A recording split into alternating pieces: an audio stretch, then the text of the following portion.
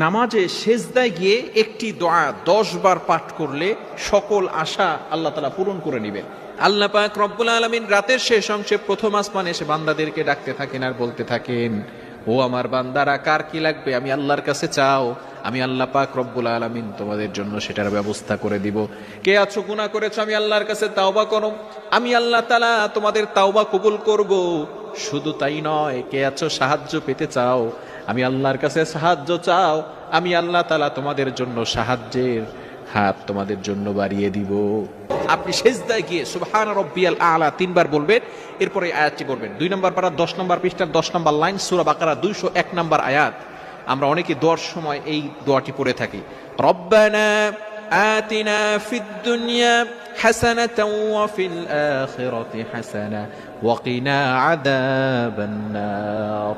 এই দোয়াটি আমরা অনেকেই জানি, নামাজের পরে এই দোয়াটা